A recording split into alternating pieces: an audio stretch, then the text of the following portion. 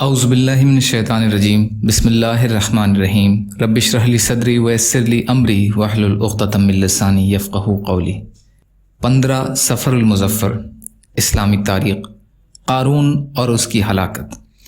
حضرت موسیٰ علیہ السلام کو جن مخالف طاقتوں کا سامنا کرنا پڑا ان میں قارون کا نام بھی بہت مشہور ہے۔ اللہ تعالیٰ نے اسے اس قدر مال و دولت عطا کی تھی کہ اس کے خزانے کی چابیاں بڑے بڑے طاقتور پہلوان مل کر اٹھانے میں تھک جاتے تھے۔ قارون دولت کے نشے میں اللہ کو بھول گیا اور بڑا مغرور ہو گیا تھا۔ حضرت موسیٰ علیہ السلام نے اسے نصیحت فرمائی کہ تو تکبر نہ کر، اللہ تعالیٰ تکبر کرنے والے کو پسند نہیں کرتا، اور جو کچھ اللہ نے تجھے دیا ہے اسے اللہ کی مرضی میں خرچ کر کے زکوٰۃ ادا کر کہ اپنی آخرت بنا اور زمین میں فساد نہ پھیلا۔ مگر قارون پر اس نصیحت کا کوئی اثر نہ پڑا اور کہنے لگا، یہ دولت تو میں نے اپنی قوت بازو سے کمائی ہے، اس میں کسی کا حق نہیں۔ قارون کا غرور جب بہت بڑھ گیا اور موسیٰ علیہ السلام کو ذلیل کرنے کی سازشیں بھی کرنے لگا تو ایک دن اللہ تعالیٰ نے اسے اس کے مال اور دولت اور محل کے ساتھ زمین میں دھسا دیا۔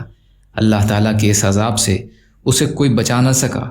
لوگوں نے اس کی اس افسوسناک موت سے سبق لیا اور اللہ کی طرف متوجہ ہو گئے۔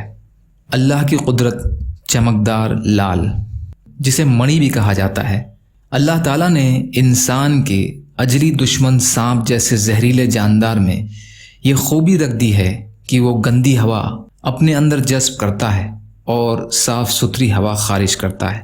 اللہ تعالیٰ بعض اژدہوں کے جسم سے روشن اور بے حد قیمتی لال یعنی پتھر پیدا کرتا ہے۔ وہ اندھیری رات میں اس کو نکال کر باہر رکھ دیتا ہے اور اس کی روشنی میں کیڑے مکوڑوں کا شکار کر کے اپنا پیٹ بھرتا ہے۔ آخر سانپ جیسے زہریلے جانور میں قیمتی اور چمکدار لال پیدا کر دینا، جسے مڑی بھی کہا جاتا ہے، یہ اللہ کی ایک بہت بڑی قدرت ہے۔ ایک فرض کے بارے میں، جانوروں میں زکوٰۃ۔ اللہ کے رسول صلی اللہ علیہ وسلم نے قسم کھا کر فرمایا، جس کے پاس اونٹ، گائے یا بکری ہو اور وہ اس کا حق ادا نہ کرتا ہو تو قیامت کے دن ان جانوروں میں سب سے بڑے اور موٹے کو لایا جائے گا جو اپنی کھروں سے اس آدمی کو روندے گا اور سینگ مارے گا۔ جب جب بھی آخری جانور گزر جائے گا تو پہلے جانور کو لایا جائے گا۔ یہ سلسلہ اس وقت تک چلتا رہے گا جب تک کہ لوگوں کا حساب نہ ہو جائے۔ بخاری کی حدیث ہے، ابو ذر رضی اللہ عنہ سے روایت ہے۔ خلاصہ، جس طرح سونے چاندی اور دوسری چیزوں میں زکوٰۃ فرض ہے، اسی طرح جانوروں میں بھی زکوٰۃ فرض ہے، جبکہ نصاب کے بقدر ہو۔ ایک سنت کے بارے میں، چھوٹی انگلی سے خلال کرنا۔ مستورد بن شداد رضی اللہ عنہ نے کہا کہ میں نے رسول کریم صلی اللہ علیہ وسلم کو دیکھا کہ ہاتھ کی چھوٹی انگلی سے پیر کی انگلیوں کا خلال فرما رہے ہیں۔ ترمذی کی حدیث۔ ایک اہم عمل کی فضیلت، قرآن کی ایک آیت سیکھنے کا ثواب۔ رسول اللہ صلی اللہ علیہ وسلم نے فرمایا، اے ابو ذر، اگر تم کہیں جا کر قرآن کی ایک آیت سیکھ لو تو یہ تمہارے لیے 100 رکعت نفل پڑھنے سے بہتر ہے، اور اگر تم کہیں جا کر ایک باب علم دین کا سیکھ لو، خواہ اس پر عمل ہو یا نہ عمل ہو، یہ تمہارے لیے 1000 رکعت نفل پڑھنے سے بہتر ہے۔ ابن ماجہ کی حدیث ہے، ابو ذر رضی اللہ عنہ روایت کرتے ہیں۔ ایک گناہ کے بارے میں، بغیر علم کے فتویٰ دینا یعنی اپنی رائے پیش کرنا۔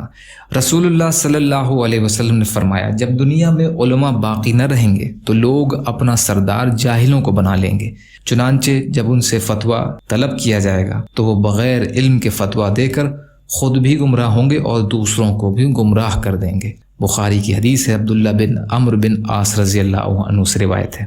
دنیا کے بارے میں، ضرورت سے زائد عمارت وبال ہے۔ رسول اللہ صلی اللہ علیہ وسلم نے فرمایا، جو شخص ضرورت سے زیادہ عمارت بنائے گا تو وہ قیامت کے دن اس پر وبال ہوگی۔ شعب الایمان، انس رضی اللہ عنہ سے روایت ہے۔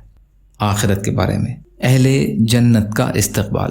قرآن میں اللہ فرماتے ہیں، جس دن مسلمان اللہ تعالیٰ سے ملیں گے تو سلام کے ساتھ ان کا استقبال ہوگا اور اللہ تعالیٰ نے جنت ان کے لیے بہترین بدلہ تیار کر رکھا ہے۔ سورہ احزاب کی آیت کا ترجمہ ہے۔ طب نبوی سے علاج، لوکی سے دماغ کی کمزوری کا علاج۔ رسول کریم صلی اللہ علیہ وسلم نے فرمایا، تم لوکی کھایا کرو کیونکہ یہ عقل کو بڑھاتی ہے اور دماغ کو طاقت دیتی ہے۔ کنز العمال کی حدیث ہے، انس رضی اللہ عنہ روایت کرتے ہیں، یا اللہ ہم سب کو کہنے سننے سے زیادہ عمل کی توفیق عطا فرما۔ یا اللہ جو مظلوم ہیں، پریشان حال ہیں، بیمار ہیں، قرض میں ہیں، بے روزگار ہیں، محتاج ہیں، ان کی مدد فرما۔ یا اللہ دنیا اور آخرت کی تمام خیر عطا فرما برحمتک یا ارحم الراحمین۔ لا الہ الا اللہ محمد رسول اللہ۔ السلام علیکم۔